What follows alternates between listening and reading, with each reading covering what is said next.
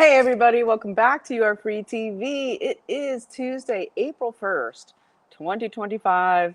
We're not fooling here today on You Are Free TV. Welcome back to the channel. I'm so glad to be back with you here today. And of course, I want to say thank you to all my supporters who support the channel. And I'll just jump in with my disclaimer. This video is for entertainment purposes only. It is protected by the United States Constitution protecting free speech, as well as the Sullivan Act and reporting. It is not intended to bully or harass anyone, never to incite violence, hatred, or lawlessness of any kind. It doesn't give legal, medical, or financial advice, and there are further disclaimers in the description below. And so I'm so glad to be back with you today. I want to say thank you, special shout out to new people who have joined to support monthly.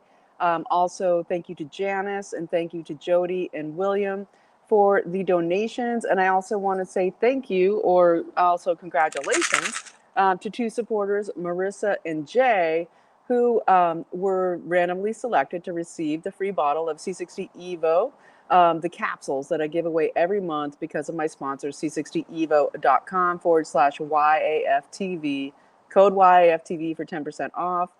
They both eagerly responded, and so those will be going out to them immediately.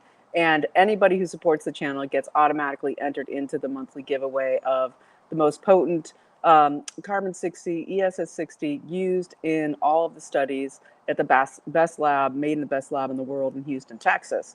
Anyone who supports the channel gets 15% off. So thanks for letting me plug, plus say congratulations to Marissa and Jay. So I love the first day of the month because I get to do that.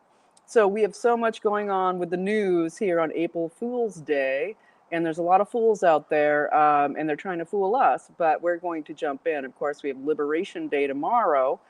Trump is going to be doing the reciprocal tariffs, the auto tariffs. That's all going to jump in to effect. I'll touch in on that on this video, and of course, we'll be covering it tomorrow after it unfolds. But there's so much going on with the deep state fighting back on a global scale. What we have going on right now is that there is nation states with massive populism across the world that is wanting to stop the radicalism of the Great Reset by the World Economic Forum and the royals and the global elites who are operating in every country as regime change agents. And now it's come to America full bore, obviously in the last 4 years, but they're operating really heavily in America right now to confront and go after everything Trump's doing. Obviously, we see with the judges and the lawfare and what's going on there. And of course, we have our splendid speaker, Mike Johnson, shut down all votes for the rest of the week for the House by stupidly putting on a bill to do with the rules, to allow them to vote on rules to do with the proxy voting for recent mothers, okay?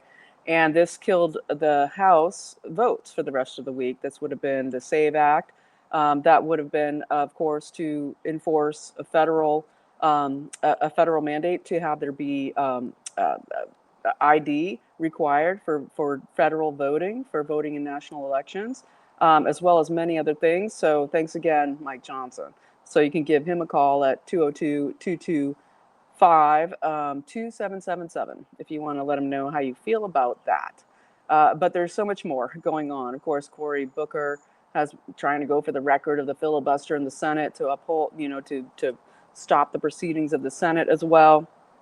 And they're all just going for it. So let me get started here. We'll put on the glasses, but we have a lot of big news about what the Dems are up to. So I think I'm going to start here just to kind of give a sort of, well, I think I will start here. Okay, we've got, as Trump is shutting down now, completely shutting down USAID. Done. Over. Okay, this was the globalist cash cow.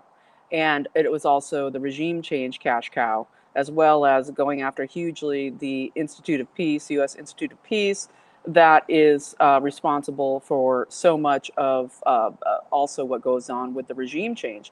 And of course, people watch my last video exposing Catherine Maher and her whole operations there as head of Signal, head of NPR, head of Wikipedia before that.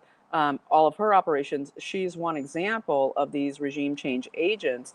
And now we've got some major stuff going on here. So I think what I'll start with is talking about what Natalie J. Winters, you can follow her on X, has uncovered to do with what our the resistance labs that is run out of the Ash Center at the Harvard Kennedy School, and just funded by Harvard, but also funded by the CCP and funded by the Rockefeller Institute and all of it, same old Soros money in there.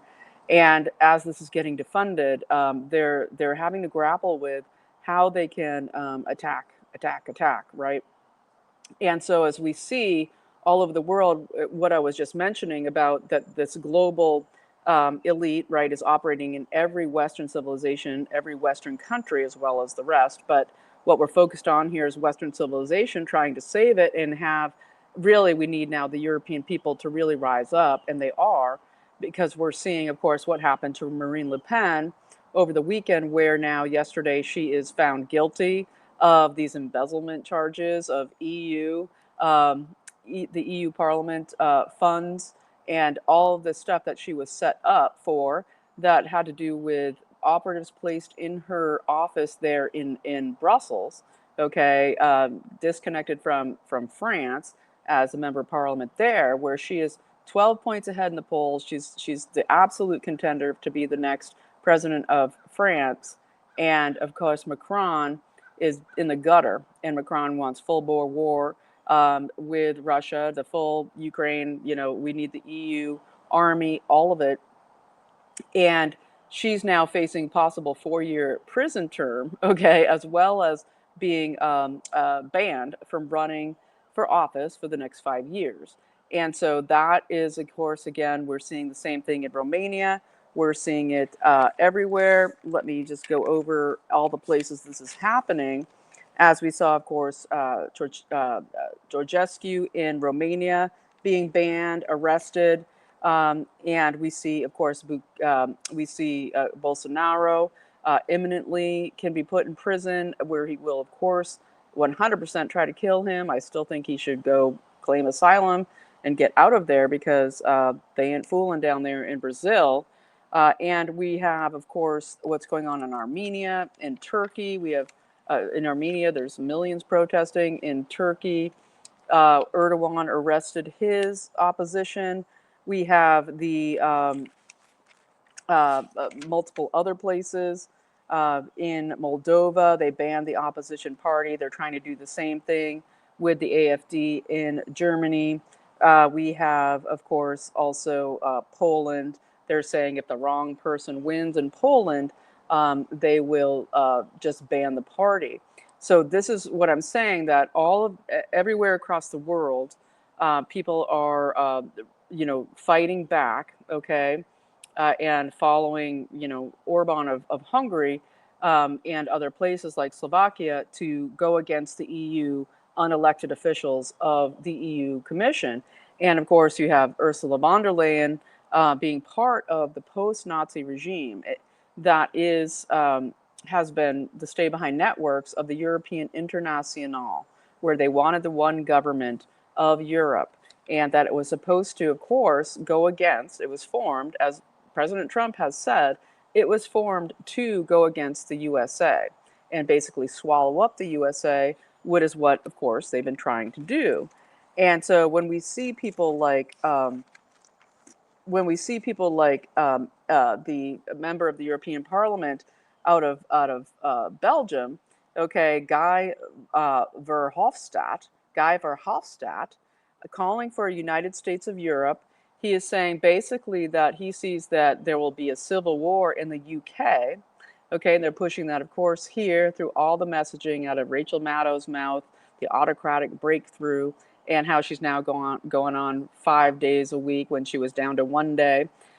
Took a cut in pay to do, 4 more days, to basically get the people used to the idea of this color revolution in the United States, for the people who are addicted to MSNBC and Rachel Maddow. But back to Guy Verhofstadt, who is the MEP out of Belgium. He is a member of the European movement, which is the European International, which was established in 1948. All of the Nazis and the Trotskyites, okay, all got together to form this, one world government. And same thing was also formed in the United States. And what we get here with Verhofstadt, he's saying that warning there'll be a civil war in the UK, basically meaning they're going to push this color revolution regime change in the UK. As we saw the weekend before last, we had the Reform Party and Nigel Farage have, I think, the biggest political event that's ever happened in the UK. I think it was in Birmingham. Massive people out in the streets to support him. And even though he's gone a bit centrist here in what he's talking about, he is, of course, the best, the best house in a bad neighborhood. He is the best. Okay, he fought for Brexit. He got Brexit, um, and and and there's always everybody screaming hair on fire every time something isn't perfect.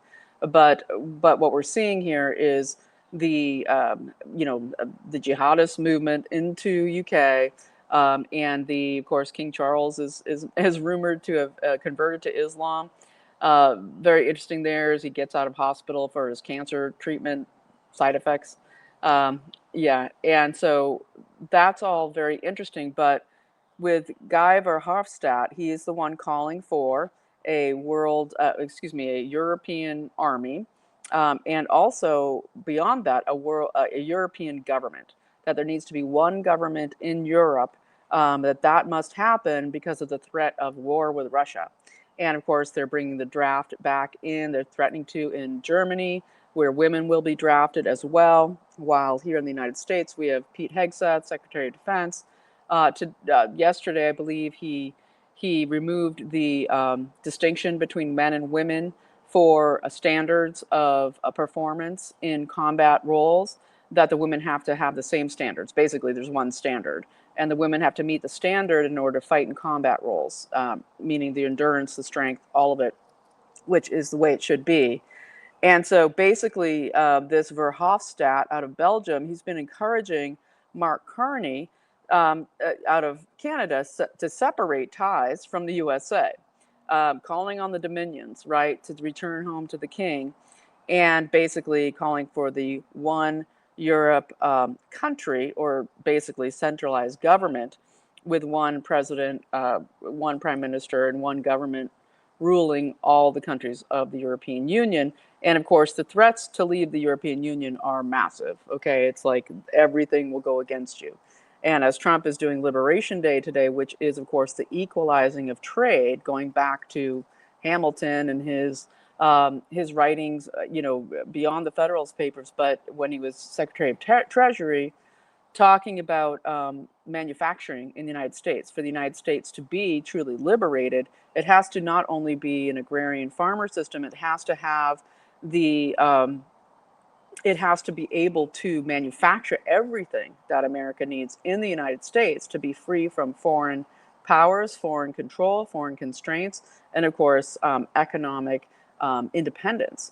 And that's what Trump is going to be doing tomorrow. He's going to be looking at, with this reciprocal trade, it won't only be the reciprocal, meaning you whatever you charge us, we're going to charge you, but also that there will be contingencies on this as far as decoupling from China and everything that China is doing, okay, to do with that. Wherever China goes, they bring things like their fentanyl and their drug labs, okay, that their opium war was reversed on the Western world. Is they've, of course, focused that massively on the United States and other countries. But now what's happening here is Trump is saying you have to decouple with China because they are setting up shop in every country. It's an international security threat, and the U.S. is fighting this as they reorient geopolitics for a way to protect the United States, okay? And so that is part of what's going to be the reciprocal trade policies coming tomorrow, as well as the auto tariffs going into place. And Trump gave places like Mexico and Canada, I believe, these breaks for 1 month on the auto tariffs. Basically, I think to so that the people who are operating as auto dealers, and sales and manufacturers here in the United, well, mostly sales, that they wouldn't be held up for a couple months while the tariffs take place and the building of the new manufacturing plants, whether it's Hyundai or Honda or all Rolls-Royce, all these companies that are going to be building in the United States.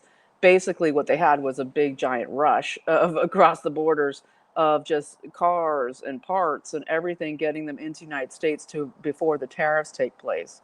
And so Trump gave that 30-day grace period, and it's been like a giant rush. Okay, replacing the parades of migrants. It's been parades of cars and auto parts, and so that will be happening tomorrow. It's going to be very exciting. But if we continue on with this international focus, and we look at what the threats are and what's coming, we have to look at what is the color revolution happening here in the United States. And that's where I was jumping into what Natalie J. Winters has uncovered to do with resistance labs, the regime change manufacturing, straight out of everything out of USAID, out of Harvard, specifically the Ash Center, funded by CCP and funded by Rockefeller Center and many others, tons of people. But it got its main money from USAID and the State Department. And this is huge because now we have, as of today, we have Representative Pramila Jayapal out of Washington in Seattle. She is coming out and saying that now she's holding these trainings, okay, on people how to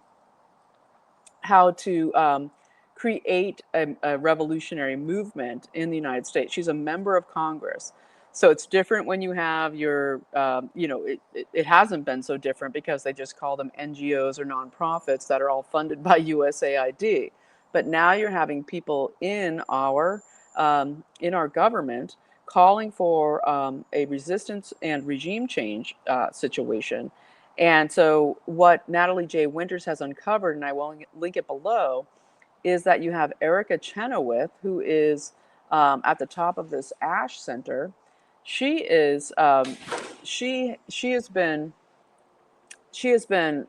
huge in researching how the United States could be fomenting a nonviolent revolution within the United States, while, of course, also her whole focus has been on studying violent revolutions. It's been on studying how they can implement basically when you think of resistance labs, what is a Maoist style revolution? Okay, this is coming at the same time as you see Tim Walz, right? My favorite quote still is Trump saying Tim Walz is a loser, which he is, where Tim Walz is saying we need to go with the shadow government. And I had announced this back last fall, or maybe it was right after the election, where you had Raskin and others proposing that they need to have this shadow government.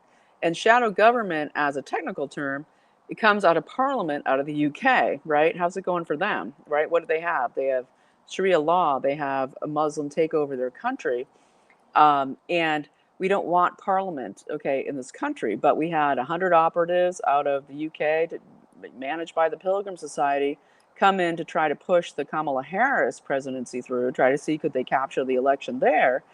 And Tim Walz is now going with this narrative. He's the one that buys up hundreds of copies of originally printed red books of Mao, the one funded by the CCP, all the trips to China, 30 plus, got married in Tiananmen Square, crazy psycho out of Minnesota, where the Sharia and the calls to prayer and the takeover of this country is happening, and all the COVID fraud, all the money. But Walz is saying we need to go ahead with that shadow government plan, where what the plan is that the shadow government in the Parliament in the UK is where the opposition party puts in different members of the Parliament to pretend that they are in the different administrative roles of the acting government, and they stage these speeches where they basically say, as if I was the Secretary of State or whatever, I would be, putting this forward. And so he's trying to put parliamentary, UK, royal, royal controlled UK, things into the US. And this is the same thing that others have been, Raskin and others have been suggesting, that they stage a fake government, to pretend that they are the administrative positions in Trump's cabinet, okay, to launch what they would be doing. And to me, that we are a republic. We are not a parliamentary system. The reason we're a republic is because of stuff like that. And just look at the UK and look what it's like to live there now, where they just put in that new law, okay, under Keir Starmer out of the CPS there, where they just put in the new law in the UK, where they literally, with their DEI crap, with their celebration of Muslims, is that if you are a white male, basically, you will get the book thrown at you, and that everybody else has some sort of hate group that they, hate, DEI crap, that they get pre-trial hearings because of their isms, whether they're Muslim or they're a woman or they're gay or they're something or whatever, but mostly the Muslims. Okay, definitely mostly the Muslims. If you're a populous UK white woman, you're not going to get this pretrial hearing, where basically they get the most lenient sentences given for all of their disgusting crimes. And while the white men come in, they have no pretrial hearing, they have no nothing, and they are having the book thrown at them. And that's the new law in the UK. And that's what we're facing. That is what these resistance labs, okay, is trying to foment here in the United States under Jayapal, who is literally from her position in Congress trying to get this enacted. Washington out of Seattle. Look at Seattle, okay? The whole chop zone and whatever during the Black Lives Matter. She has a long history, but I did skip over Erica Chenowith. She is a trans person, I believe. I don't know her. I don't know. Whatever. She's got a they them pronouns, and she has been doing at the U.S. Institute of Peace that has been gutted by the Doge team. Everybody fired almost. There's like a few people left. They fired almost everybody, and it's defunded. It is like just almost shuttered. And so she has been lecturing there, and of course at USAID events. All of this through Harvard, which Trump needs to defund immediately, where she has been basically saying that by any means necessary, we need to achieve this regime change, and that we start with nonviolence because that's what's mostly acceptable. And but you know, in democratic countries, terrorism kind of works as well, right? And that's what we're seeing. We're seeing it with the Musk attacks organized by Indivisible and all of these other institutions funded by these nonprofits funded by Arabella Investments, etc. And so when we hear Rachel Maddow talk about autocratic breakthroughs, this is the exact same language coming out of Erica Chenowith, who way before Rachel Maddow was talking about, autocracy and how we can organize movements in the United States to go against it. And so let's look at Jayapal for a second. So Jayapal, she is an Indian immigrant, and she in 2000, well, before that, way before that, she organized something called the Hate Free Zone group, and she was working for immigrant rights, pro-immigration, mass immigration stuff way before, like during, after 9/11. She was effective in getting in the Bush administration to prevent the deportation of about 4,000 Somalis. Okay, look at Michigan, look how that's going. Minnesota, how's that going? And basically, she was the executive director. She created the Hate Free Zone group, and then she became. They changed the name of that to One America. Okay, One America, the same sort of thing. One America, bring on the immigration invasion, And she is the executive director of that. She was the executive director of that before she became a congresswoman. And she went to Georgetown, and she is on both the judiciary and the budget committees right now. She raised $400,000 for Kamala Harris's campaign. She has a transgender child named Kashika, and her husband is Stephen R. Williamson. So we're going to have to keep watching her, because she's now actually organizing these resistance labs events. And when we look more closely at resistance labs, and we look at Erica Chenowith, in how she runs them out of the Ash Center at Harvard, the Harvard Kennedy School. Basically, this same group, okay, out of the Ash Center, were the ones who taught the CCP how to zero in on the Uyghurs, okay, and other dissidents in China. They taught them how to do this, okay, in order for the roundup and the slave camps, etc. The same techniques, okay? And it's so crazy how they reverse the reversals, how they just, it's all just reversals upon reversals. Basically, her whole, what she lectures on is toppling dictatorial or autocratic regimes with nonviolent resistance, but resilient democracies also kind of need terrorism to occur there in order to basically get their shit done. And so it's very disturbing when you look at this. The Open Society movement, of course, super involved in here.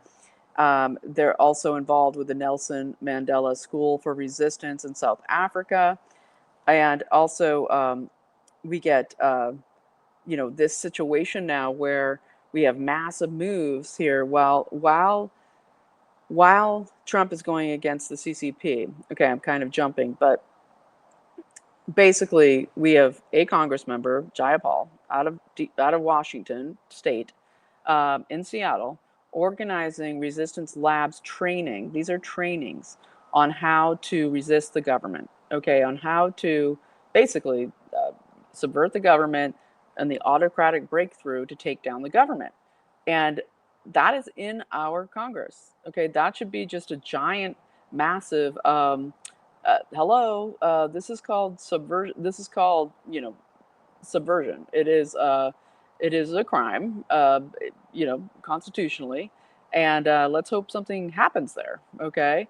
But skipping over here now to the CCP and why Trump is saying you have to fight fentanyl production in your country, the CCP labs all over, because that's their weapon of mass destruction against the Western civilization, and the takeover of all these countries is what comes with all of their Belt and Road initiatives and all of their buying up of the ports and the land near the military bases and the infrastructure, is the creation of drugs to hobble the people of especially the West, but also massively South America, and of course hugely in Africa.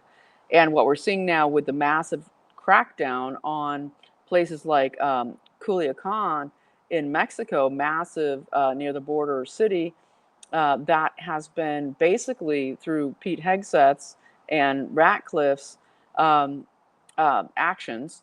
Okay, they have been able to, working with the Mexican, I believe mostly Navy members, who seem to be the least affected by the cartel takeover in Mexico. They've been able to take down over 100 labs, okay, in this area of Culiacan. And this is a place where there'll be like human heads, okay, displayed. People are terrorized to even go outdoors. It's just a awful, awful place, controlled by the cartels, and it's being conquered. Basically, they're taking down all the fentanyl labs, and the seizures at the border are down by at least 50% of drugs coming across. We're seeing Trump, of course, they're seizing assets of cartel members. And we had, of course, the arrest and expelling of the MS-13 gang members. And so what CCP is now doing and alerting the people of Europe is they're moving with the cartel members, because they've been working closely with the cartel members to get all of everything needed there's like 600 corporate companies that create all the precursors to create fentanyl and the other deadly drugs.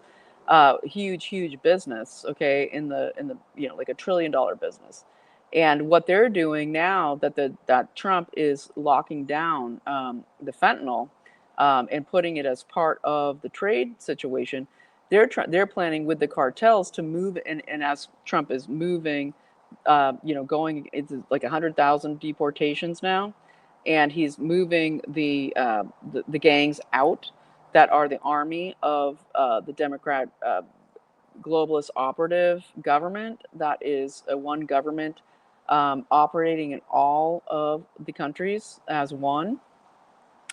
Now they're moving it to Europe. And that's what Todd Bensman has to say. And he wrote a great article at Daily Wire about this, where basically now the cartels are packing up and moving to Europe under CCP command, but also under their own command, that they're seeing it's unviable to continue to do their mass drug trafficking in the United States. And the CCP is saying, hey, let's move to Europe, let's hit up those people, let's try to kill all of them. And we're seeing this as, of course, in Europe, the mass totalitarianism that is coming down, and the arresting of all of the political opposition, Marine Le Pen, Georgescu, Bolsonaro in Brazil, the situation of the interruption of what's coming down in the Poland elections. They're going full bore. And while we look at this, it's important to also just kind of remember that this is all happening at the time right before tomorrow, which is this Liberation Day, with the equaling out of trade after decades and decades of deep state operatives, setting up America to be totally gutted. And manufacturing gone. And, this gets, again, as I said before, this was getting back to McKinley, back to tariffs, back to United States being the manufacturers of everything we need in order to be self-sufficient. And of course, Trump is rapidly, massively trying to attack what is the deficit. And so on this note of MS-13, a lot of people are like, why is this focus on MS-13 all the time, and just these gangs, getting rolled up, and that's, that's on the top of the news. Well, because those are the hit teams of the globalist operatives. Think of Seth Rich, think of Jamie White. So many people ending up dead or targeted, and this is basically getting this army down so that they can have less control as a deep state army in this country. And we have Bukele on with Tucker Carlson a little while ago, talking about how the MS-13 is absolutely 100% a Satanist gang. It is a Satanist gang. They have priests within them. They have a massive government structure within them. They are Satanists, and they have satanic priests that basically call for sacrifice of children, that they have to sacrifice children, many times mostly girls. That's just part of how you get your tattoos, how you get up the ladder, and that they basically call for mass sacrifice of children. They are a satanic group, and that is one of the reasons why Bukele, when he started his anti-terrorist army, that they would pray every time before they went on operations to collect up their hundreds of thousands in their Seacot prison and other places of these gang members that were destroying El Salvador, hugely funded by USAID money, right? And so you see Bukele saying that child sacrifice is central to the organization of MS-13, and we know it's the same with Tren de Aragua. Okay, exact same playbook, but they're always trying to go for another playbook. And on that playbook situation, I wanted to mention another situation when we look at, of course, the jihadist threat. And this is the other arm of the globalist machine as we look at Europe and the no-go zones and UK and the takeover of parliament and the government, everything by Muslims.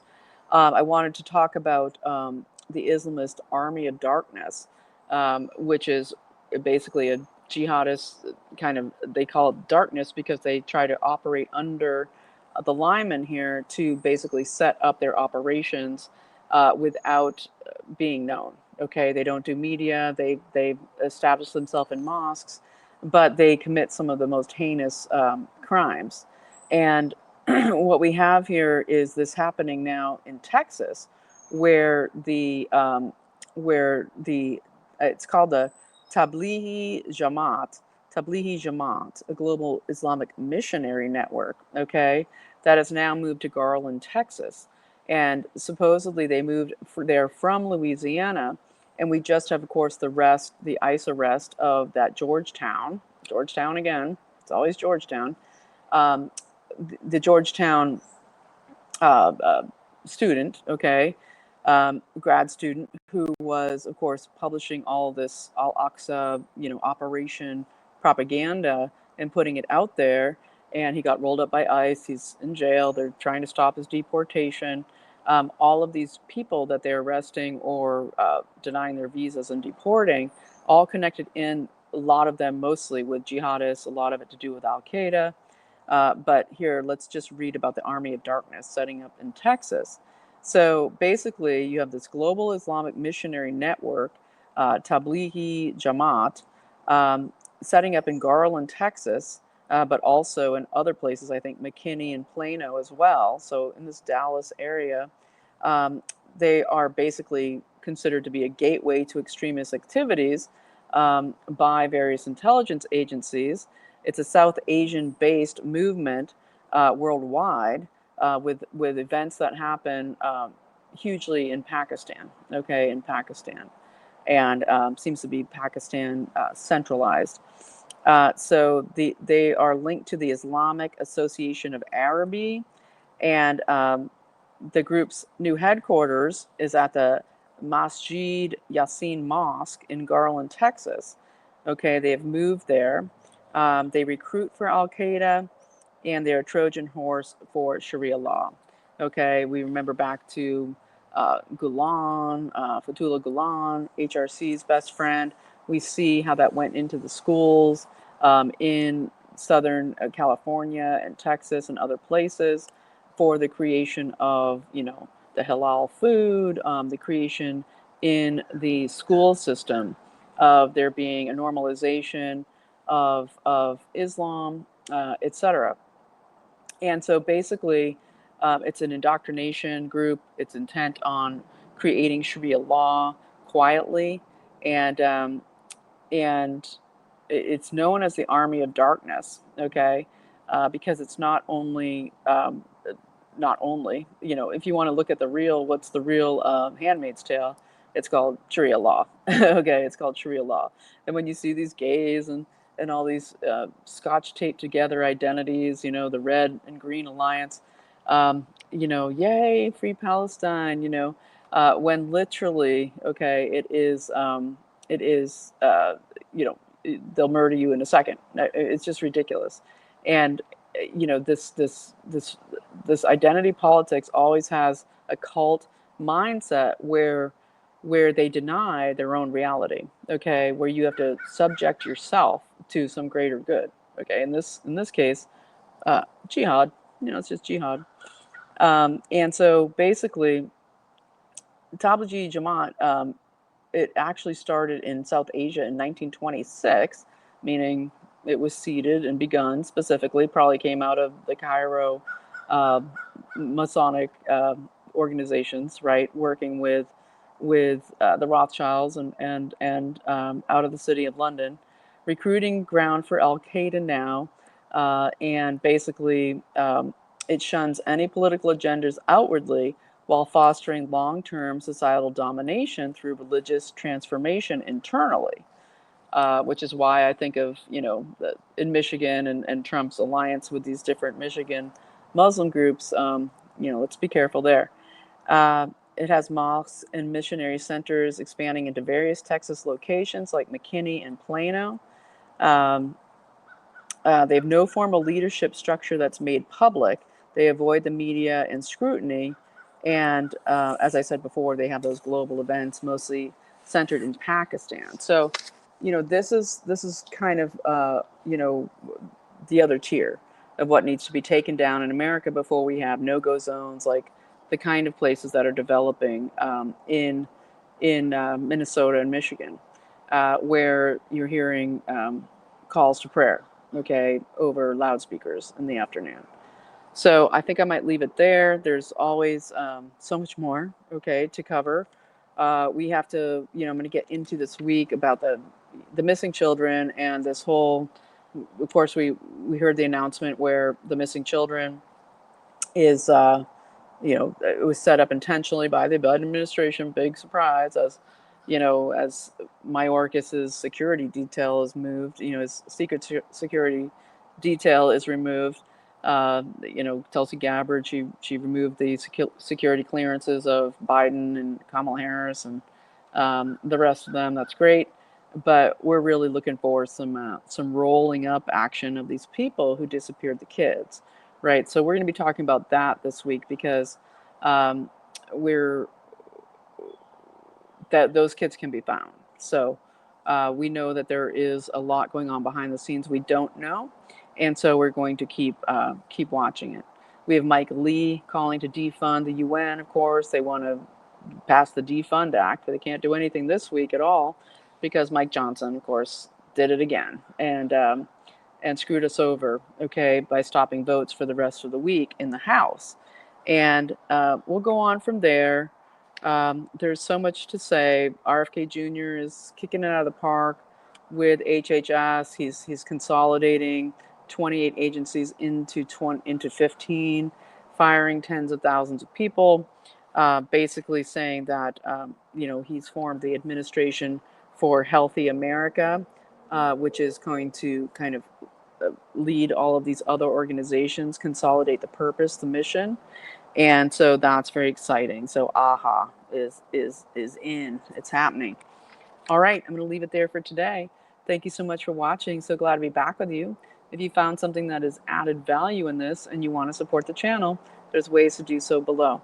I appreciate you and I thank you so much. You are free. I'll see you tomorrow, Liberation Day. No fooling.